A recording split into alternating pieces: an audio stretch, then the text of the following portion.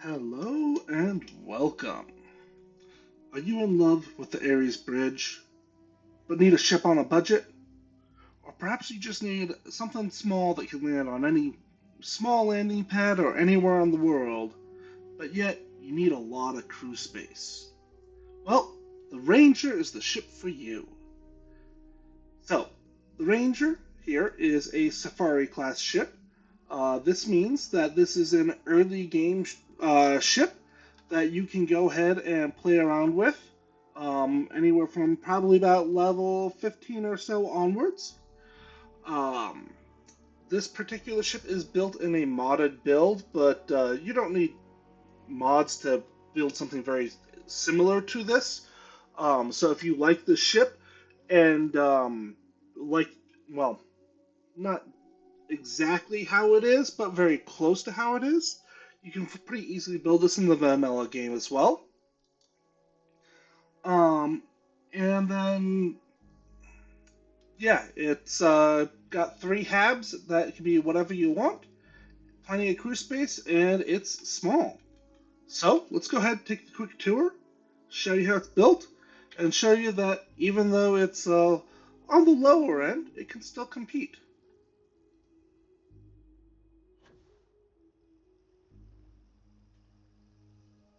All right. So we've got the Hope lander, and you can see that we are entering into an armory. Again, this is a Safari class ship, which means that it's supposed to be able to carry the captain and crew off to, you know, find some interesting things on distant locales and maybe perhaps, do a little hunting while they're there. So this is the primary access point for the ship, landing bay access there, docking bridge access there. Over here, I have it configured to have the Tayo captain's quarters. We've got a window in the back. The window up front is not the best view, but hey, it still had some sunshine in. On this side, we are making use of the Stroud 2x1 all-in-one.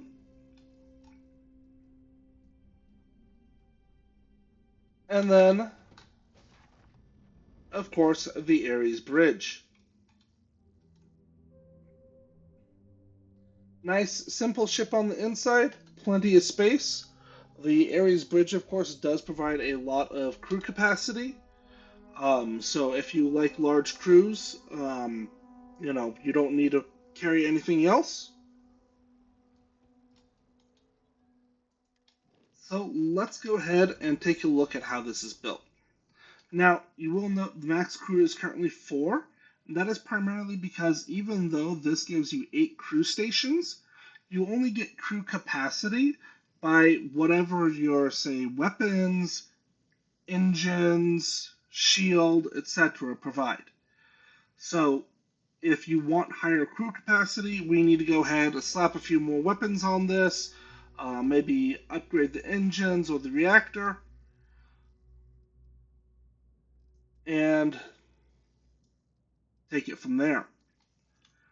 Alright, so first things first, let's go ahead and grab our colors. I went with kind of a light blue, then a gray, and gold for the final accent, which I think came out fairly well. Alright, so let's delete the ship, pop on over here to our landing bay, and start there. Okay, so we are of course going to go ahead and start with the Hope 4 landing bay. And then we are going to go ahead and grab the hab. Here, just use whatever your favorite 2x1 is, or you could even use a 2x2 or 2x3. But for it to be a Safari class ship, I need to have my armory. Then, because I'm using the Play Stores Yourself mod, I'm going to go ahead and put a door here and a door here. On this side, I'm going to scroll on down until I get to the Tayo berths, and I'm going to change that to Captain's Quarters. And on this side, I had it as the Stroud, but you could also do Tayo or whatever your favorite all-in-one is. And let's make a guess at it being an A. It might be a B there, but if you get it incorrect, you're just going to lose the mess hall there. Which, you know what, I feel like switching things up. Let's swap this out for a tile all-in-one. No, wait, we didn't want to do that because then we'd lose the beds in the back with the windows. Now I remember. Alright, now the next thing is, because I'm using the place doors yourself mod, I do want to go ahead and place these pathways here. Because otherwise, if I went ahead and put the windows on, I will not actually be able to see out without the pathways there. Then, I'm going to come right over here, and let's find our cockpits. And you'll notice the Air DS30.1 does not require Starship design, so we are able to make use of that despite us not having any ranks of Starship design needed for the ship. Next, right above the back here, I'm going to go and place my docker, and I use the Connect Pro docker, and I went ahead and I hid that underneath the cowlings. So you can go ahead and hide this if you would like, but we are limited to something on top of this. We can't go more than about 1 hab high here. Well, less than 1 hab high, I should say. Alright, so let's go ahead and come on over to the structural, and I'm going to go ahead and slap those portholes on. Again, this is an entirely optional step, and you could very easily go ahead and leave these off. Alright, now on the underside here, I'm going to come here and find my fuel. And I just slapped on a Ulysses M20. Gives us 70 grav jump fuel, which isn't a bunch, but it's enough to get around. Then for engines, I have a pair of the Ammon 3 engines, which aren't great, but, you know, they give us some thrust. And then on the sides here, I decided to go with the White Dwarf 1020s. Though if you wanted to, you could also use the Ares engines here instead.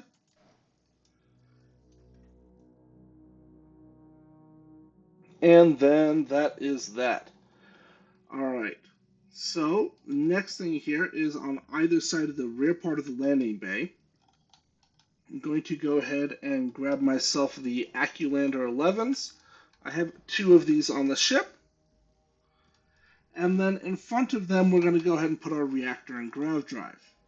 So for reactors, I am just making use of the 134mm toroidal. And then for the grav drives, I just went ahead and grabbed the R3000. We do need a bit more grav jump thrust than the R2000 provides, so you need to get either this one or the Helios 300. Alrighty. Next up, we're going to come down here. We're going to come on over to the structural elements. And I'm going to come on down until I find the Deimos wings. And I am putting a pair of the Deimos wings on here, on each side of the ship.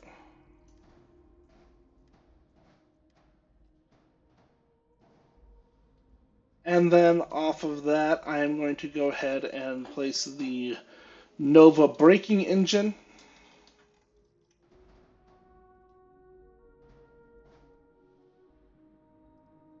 Just tucked in right there. Next up, I'm going to go ahead and grab 4 Nova cowlings.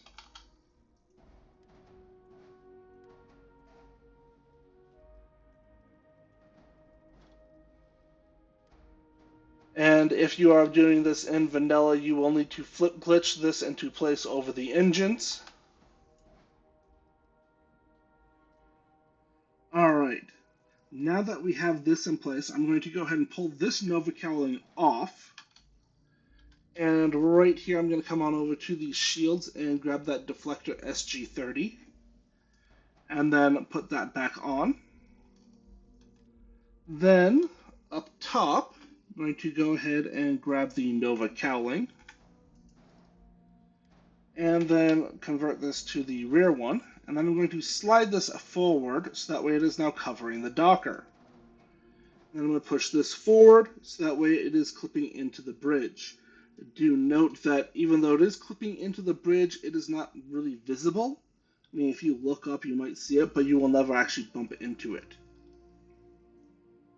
Alright, next up, over here, I'm going to go ahead and come on down to the Nova radiator. Again, you'll notice a very tiny amount of clipping in here, but that again is not visible inside the ship. Behind the Nova radiators, I'm going to go ahead and grab a pair of the Ballast 200 cm.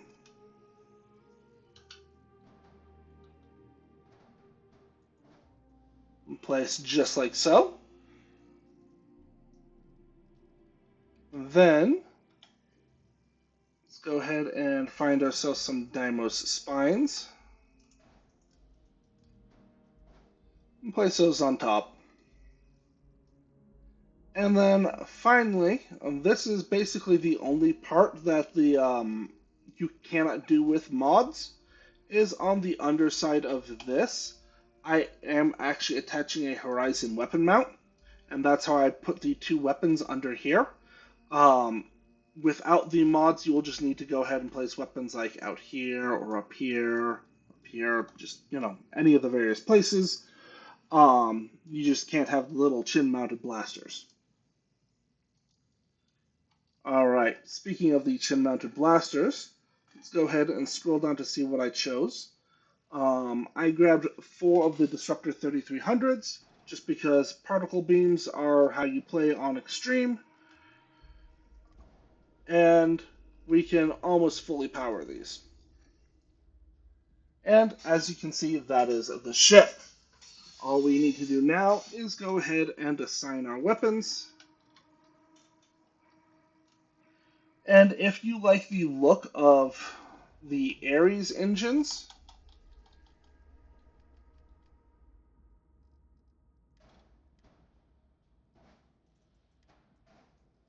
you can see how it clips in there.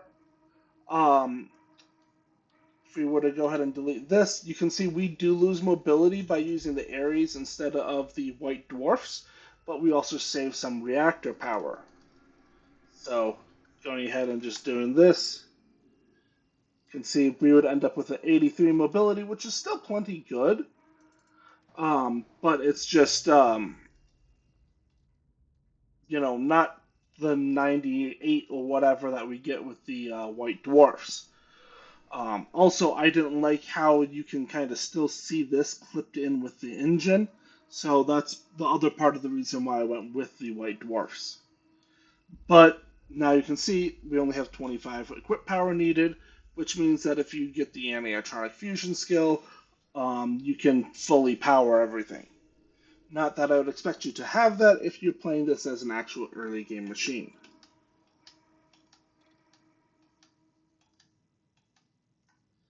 There we go. Alrighty then. So all that we have to do now is go ahead and put our colors on.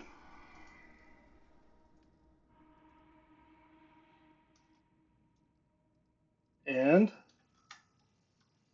take her out for a spin.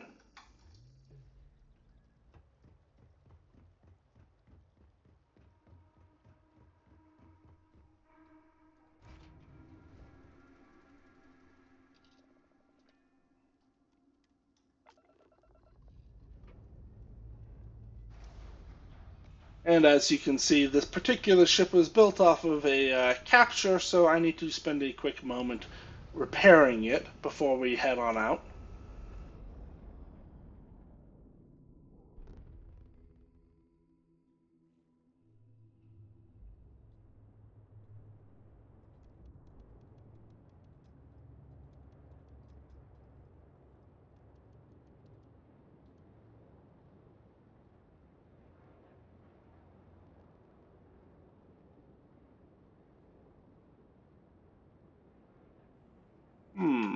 hull is not repairing. Did I run out of... Ooh, I ran out of ship parts. Well, that'll be fun. I will just have to pick some more up. Alright, so, as you can see, we cannot actually make it all the way out to Serpentis.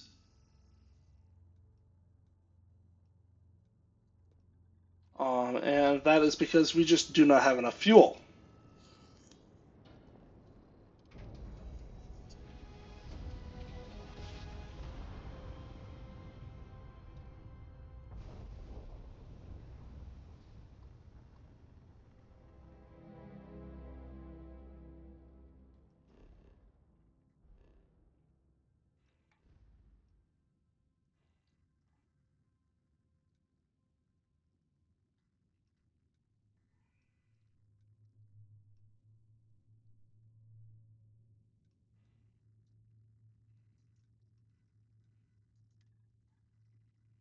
Okay.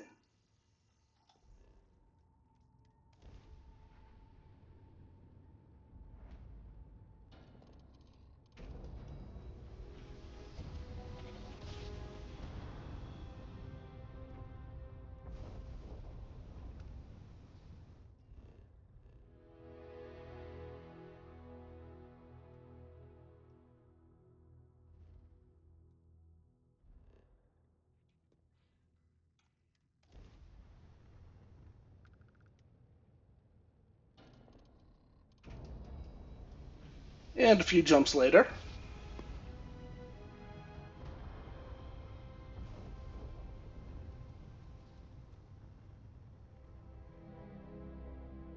So, as usual with these Class A ships that do not have Starship design, we cannot afford to engage closely. So,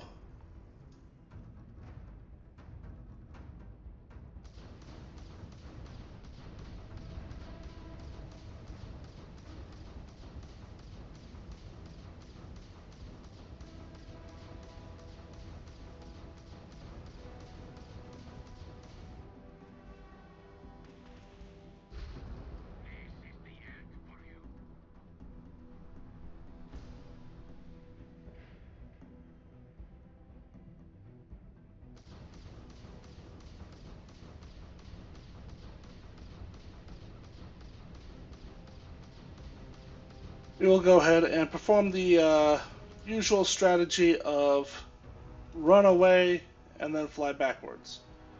But we are going to need to slow down so that way he can actually catch up to us.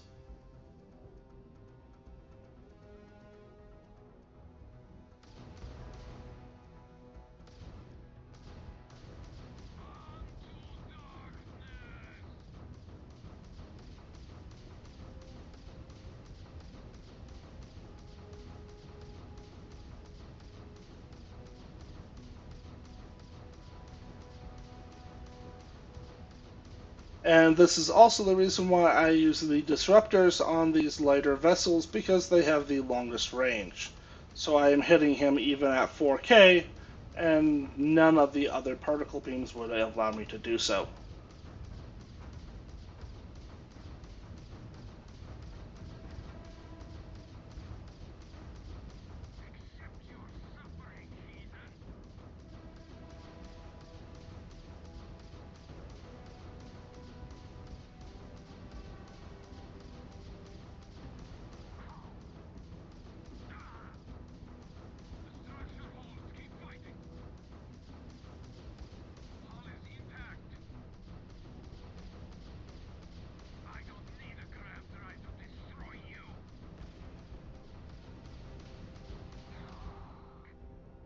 Alright.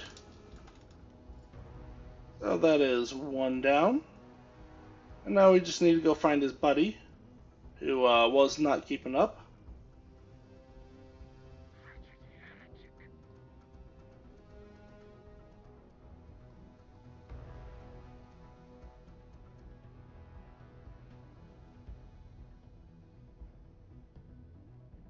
And that's a Revelation, which I believe is a Class C ship.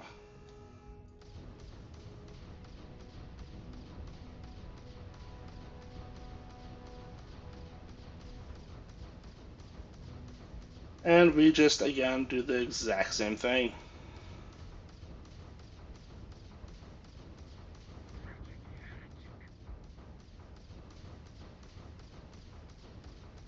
See that he boosts for a little bit.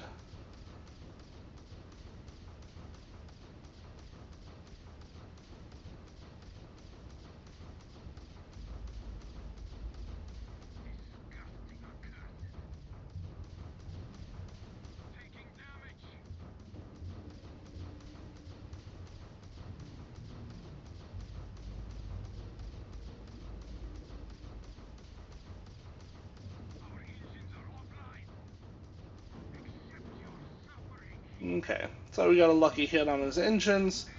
So now we can just go ahead and continue blasting.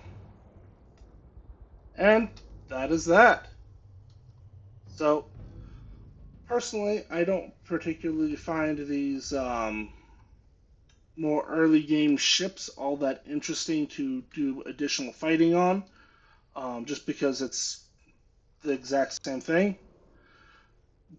So I'm going to go ahead and call it here. Just, don't do a close range engagement until you can go ahead and upgrade your ship. Now, speaking of those ship upgrades, let's go ahead and talk through them. Obviously, you can go ahead and upgrade the reactor, upgrade the grav drive, upgrade the engines and shield. Just grab whatever the best thing that you can use is, and you will be fine. Other than that, there's plenty of weapon spots. If you upgrade the um, engines, you can go ahead and swap the fuel tanks out for some extra cargo that would sit there instead. And then hide some fuel, say, on the opposite side of where the shield is located on this build. And that would probably be the kind of biggest upgrade that I would do for how the ship actually functions. Just because you could even go ahead and stick on, um, the big galleon S204, and with one of those on board, then you can carry basically whatever. So there's plenty of room for you to play around with this ship. And if you like it, I hope you enjoy it, and I will see you in the future.